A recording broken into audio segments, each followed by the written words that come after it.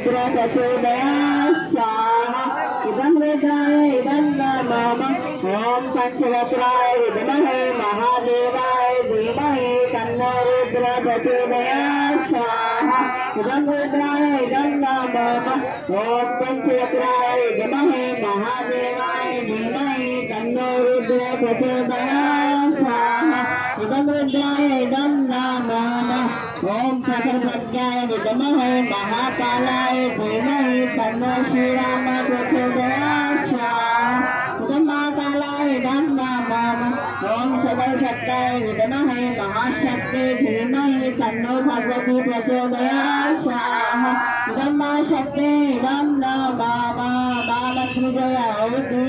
आज जिन भाई बहनों का जन्मदिन है उनके मंगलमय जीवन और उज्जवल भविष्य की कामना करते हुए साथ ही आज जिनका विवाह दिवस है उनकी सुखी दाम्पत्य मंगलमय जीवन की कामना करते हुए साथ ही भाई बहनों को शीघ्र स्वास्थ्य हो और साथ ही परिवार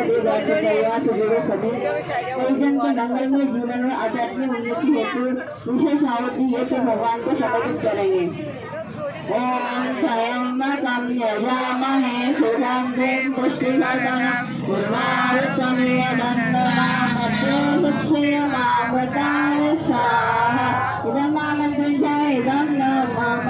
ओम त्र्यंबकं यजामहे सुगन्धिं पुष्टिवर्धनं उर्वारुकमिव बन्धनामभ्यक्षयमामृताय स्वाहा इदं मामृताय इदं मम